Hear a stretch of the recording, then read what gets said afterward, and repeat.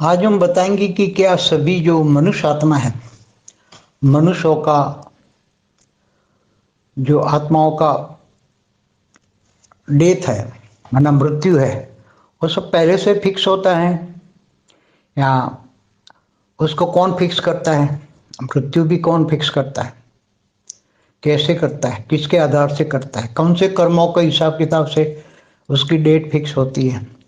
क्या अचानक होता है तो उसका क्यों कारण होता है? कभी कभी अचानक भी मृत्यु हो जाती है, चाहे हार्ट अटैक से हो, एक्सीडेंट में हो, तो उसका क्या कारण है? तो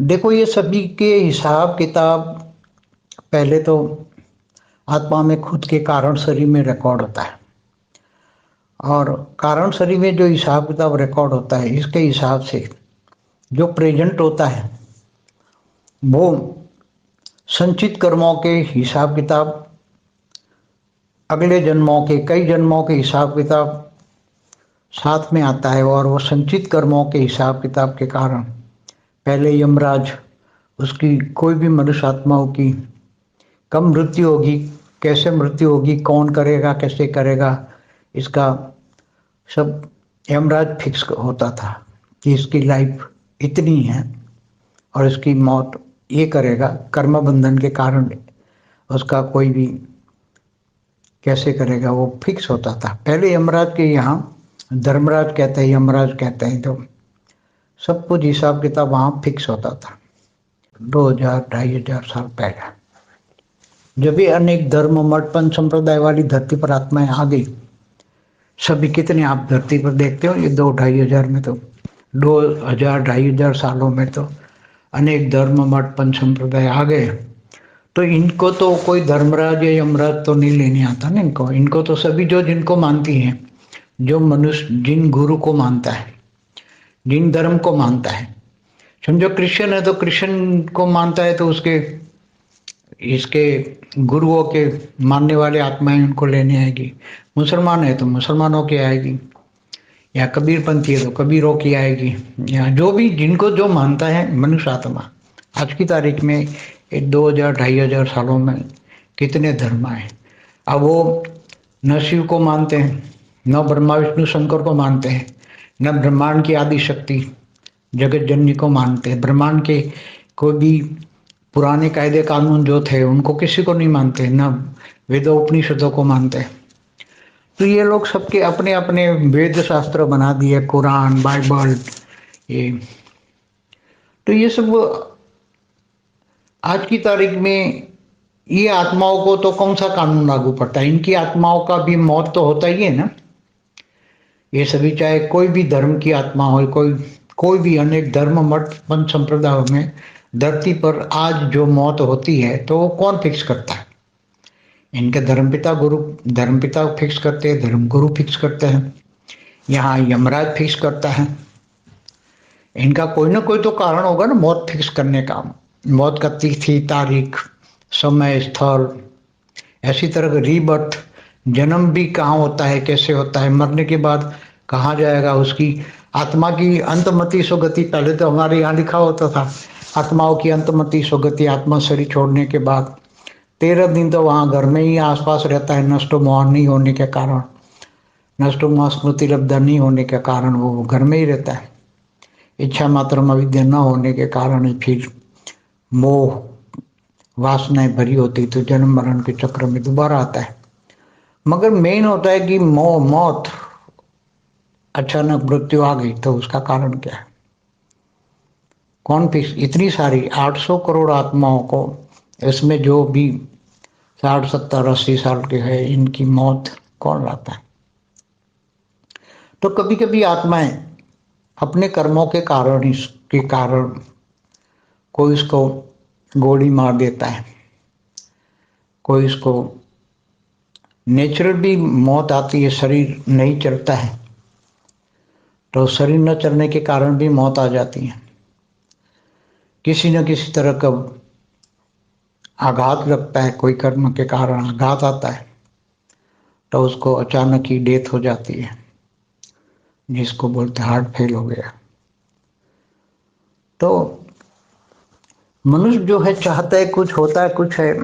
कई बार लोग मौत मांगते हैं, कई मनुष्य मौत मांगते हैं, दुखी बहुत है, परेशान है, मौत मांगते हैं, भगवान मुझे मौत दे, मौत दे, मौत दे, मगर मौत नहीं मिलता, क्योंकि मौत उसका कोई कर्मों का हिसाब किताब चुकते नहीं हुआ, तो इच्छा मात्र में विद्या भी नहीं हुआ, तो मौत क्यों मिलेगा। मौत देने वाला जो देवता यमराज भी उससे दूर भागेगा। अरे भाई, उसको मौत नहीं देनी, क्योंकि उसके भाग्य में मौत नहीं है। तो हमारे एक वीडियो है, भाग्य बड़ा है या कर्म बड़ा। कर्म से भाग्य बनता है या भाग्य से कर्म बनता है। संचित कर्मों का हिसाब किताब कैसे होता है। स्थूल शरीर, सूक्ष्म शरीर, कारण शरीर पर भी एक वीडियो है। कारण शरीर में सारी रिकॉर्डेड संचित कर्म है। कारण शरीर में सब कुछ रिकॉर्ड होता है, संचित कर्म, चाहे मन वचन कर्म से हो।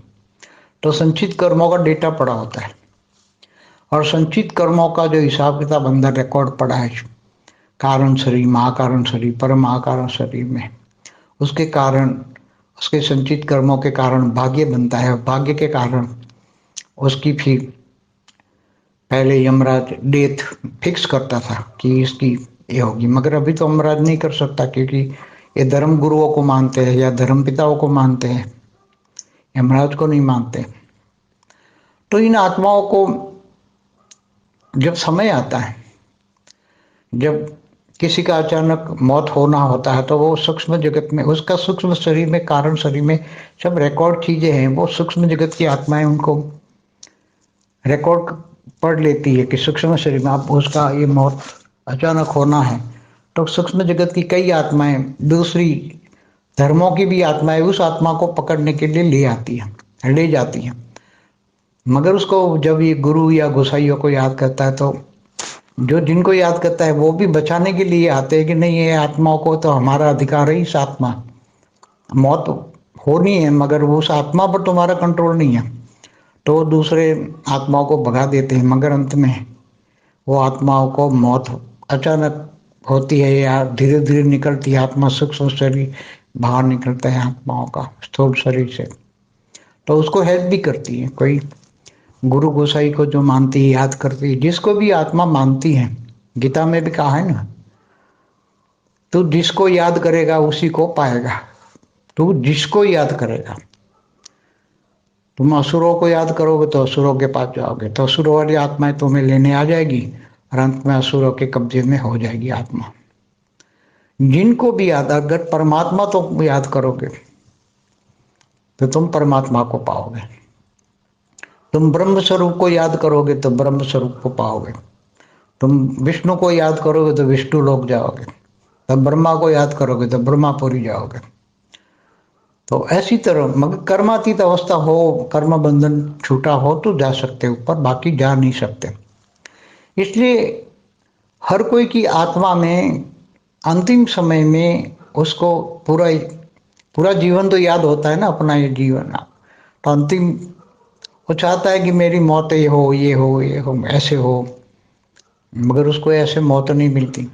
तो फिर सोचता है कि मैं मरने के बाद अगले जन्म में यहाँ जन्म लूंगा, मेरे बच्चों के पास वो जन्म लूंगा, तो रीबर्थ में लिए भी सोचती है। तो कौन करेगा मृत्यु का हेल्प, उसको मृत्यु तो चाहिए, मगर हेल्प कौन करेगा। तो उसको जो मानने वाली, वो जो आत्मा जिनको मानती है, उसकी आत्माएं इनके पास आती है, हेल्प करती है, उसकी आत्माओं को शरीर से बाहर निकालने के लिए हेल्प करती है। उसकी आत्मा को सूक्ष्म जगत की आत्माएं आकर उनको हेल्प करती हैं। एक सूक्ष्म जगत की कई आत्माएं एक रूप होकर उसकी आत्मा को खींचती हैं और खींचकर बाहर निकाल देती है। तो उसको बोलते अचानक से भी मर गया, अचानक क्या हो गया, रात को ही मर गया, पता ही नहीं। मगर उसको हेल्प की, उसको मानने वाली जो इसको याद करती है, उसको तो हेल्प की, उसकी आत्मा को निकाल दी, मगर उसका कर्म बंधन तो नहीं था, कर्म बंधन जाने का नहीं था, तो फिर भी उसकी आत्मा को बाहर निकाल दी। कमाल की बात है ना। तो ऐसा होता है कि जब तक तुम्हारे धर्म गुरु, धर्म पिताओं को मानने वाली आत्माएं होती, बहुत उनको याद करती, बहुत सहयोग देता है धर्म में, काम में, धर्म के कार्यों में जो बहुत मदद करता है, तो उनको ऐसी तरह आत्मा को बाहर निकालने में भी मदद करती हैं आत्माएं, कि भी उसकी आत्मा को जल्दी से बाहर निकालो, तड़प रहा है, दुखी है, किसी भी तरह उसकी आत्मा को खींच निकाल दो ताकि उसको हेल्प मिले। तभी खींच निकालते हैं इसी तरह। तो अब मरने का और जन्म लेने का, हमारा जन्म मरण के चक्र में आने का, छूटने का, ये सब पर कई वीडियो है हमारे। आत्माएं क्यों जन्म मरण के चक्र में आती हैं, वो उसके कई वीडियो है। लाइफ आफ्टर डेथ पार्ट 1 और 2 पर भी हमारी वीडियो है, बहुत डिटेल में वीडियो। यह ज़्यादा हम बात नहीं करेंगे। परम शांति। बेहद की परम शांति सोचो, बोलो